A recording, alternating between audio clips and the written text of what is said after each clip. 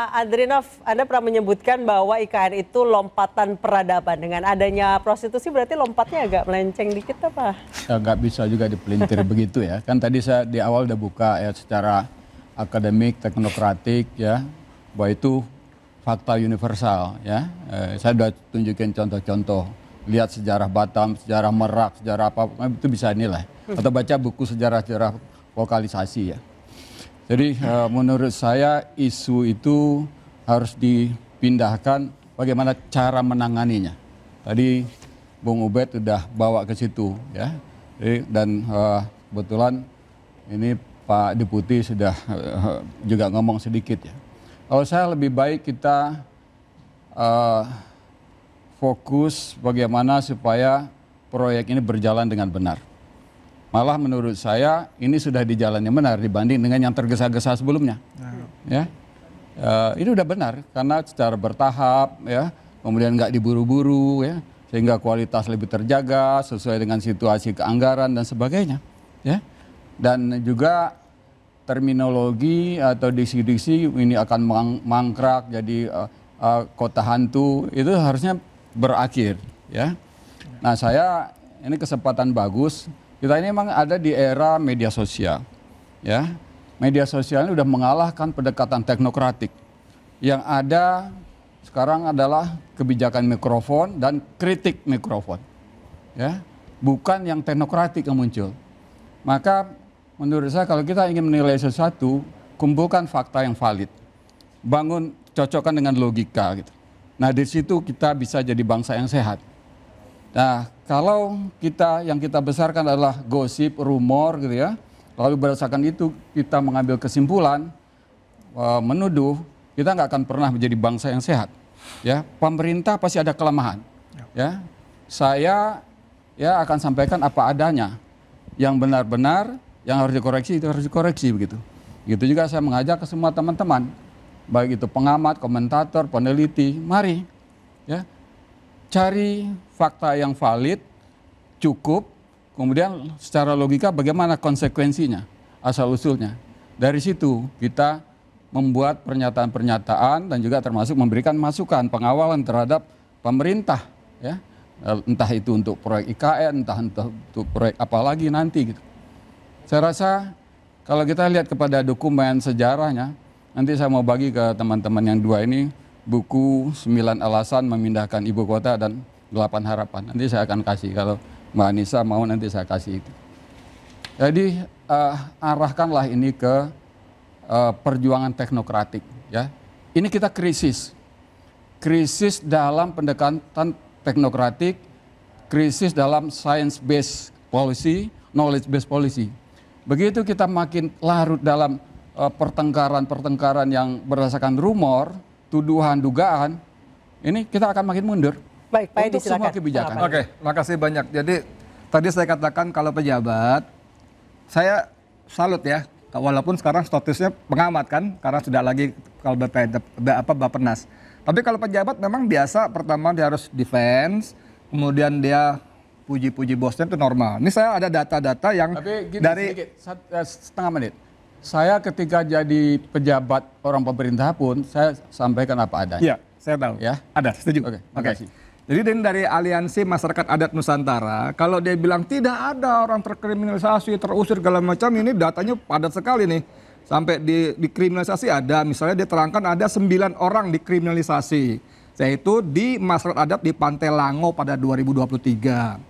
Lalu ada di Kecamatan Pemaluan, Kecamatan Sepaku, diberikan surat untuk keluar dari rumah. Itu heboh banget gitu loh. Kalau Alimuddin tadi mengatakan tidak ada bla bla bla ya, saya pikir normal aja deh begitu. Lalu tentang bagaimana mangkrak. Gini, saya tidak ingin mengatakan ini penerawangan, tidak. Tapi dengan besarnya anggaran, ditambah Prabowo ini kan presiden yang harus punya prioritas. Bahwa IKN ini adalah warisan pendahulunya ya. Dan dia sudah nyatakan, ya saya lanjutkan tapi tidak ambisius seperti yang lalu. Istilah beliau tadi tidak buru-buru, bertahap. Kembali dan ternyata janji 1 miliar dolar yang 17-16 triliun itu pun dipangkas jadi 14 triliun, bahkan sempat dikunci, ditutup kan gitu kan. Nah sekarang bagaimana? Kita lihat di depan, Prabowo harus menyediakan uang untuk makan bergizi gratis, ratusan triliun. Untuk koperasi merah putih, desa, 80.000 desa dengan 5 miliar, 400 triliun. Belum lagi ada Komcat dan sebagainya, itu dana-dana yang luar biasa. Dengan kondisi APBN yang sangat terbatas, dia harus ambil prioritas. Dan itu mau nggak mau menurut saya, kalaupun teman-teman khususnya nih pendukung Jokowi mengatakan tidak mangkrak, seperti kamu tadi bilang, mungkin agak melambat. Karena faktor-faktor semacam tadi. Jadi kalau bilang ini hanya hoax segala macam, Baik, udah langsung ke terbentang Pak Ali Mudin. begitu. Pak Ali Mudin silakan langsung dijawab.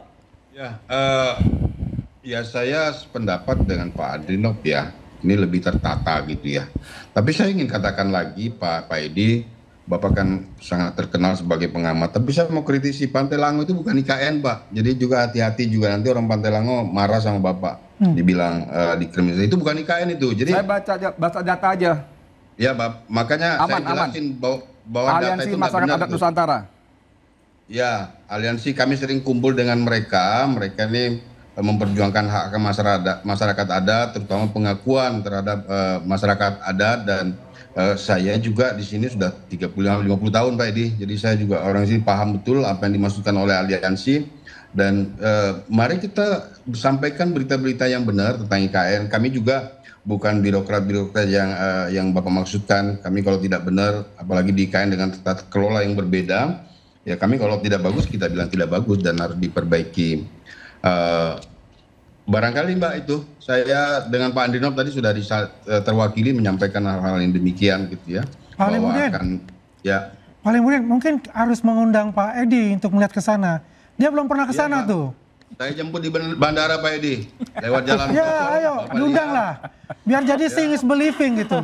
Iya, saya undang Bapak Aman Pak, saya jemput di bandara, kita keliling-keliling, nginap di apartemen saya Pak, tempat ASN bertempat tinggal. Luasannya 98 meter persegi. Siap, insya Allah. Ya, Pak Ubed juga Pak Edi. diajak Pak Ali Mudin, Pak Ubed juga. Iya Pak Ubed, Saya kira saya kebetulan butuh sosiolog untuk memberikan suntikan-suntikan pemikiran. Jadi narasumber lah di sana. itulah sebabnya kita perlu juga memahami apa yang dimaksud dengan terusir itu dalam terminologi sosiologi, termasuk juga dalam terminologi antropologi. Dalam studi-studi budaya dan lain-lain itu memang ketercerabutan itu bukan dalam makna sekedar dia pindah dari satu wilayah ke wilayah lain kan, tetapi juga ketercerabutan pada budaya, ketercerabutan pada sejarah. Jadi Anda menilai IKN merusak budaya lokal gitu? Dari Ada yang sumber tercerabut penghidupan dan itu juga harus diakui oleh pemerintah bahwa memang ada akar budaya yang tercerabut. Bahwa dulu ada orang-orang di situ yang bergantung dengan alam, bergantung dengan sungai, bergantung dengan kebun. Mereka sudah tidak lagi di situ. Itu fakta empirik yang tercerabut. Jadi narasinya tidak resisten begitu maksud saya. Tapi bagaimana kemudian melihat perkara ini secara objektif, diakui, tapi kemudian pemerintah melakukan apa gitu. Jadi penjelasan yang lebih objektif akan dipahami. Nah kemudian tadi Pak Andrinov mengingatkan bahwa seluruh pembangunan itu memang harus based on science ya. Tapi saya kira juga kita perlu melihat peristiwa terakhir. Bulan Maret lalu misalnya ada banjir di Plaza Yudikatif dan Pengadilan misalnya. Itu kenapa itu terjadi? Mungkin terminologi baru apa yang disebut dengan ekosipasi dalam pembangunan atau mungkin disebut dalam teori politik disebut ekodemokrasi. Itu juga perlu menjadi pertimbangan karena dampaknya ternyata juga luar biasa soal banjir nih Pak Ali Mudin.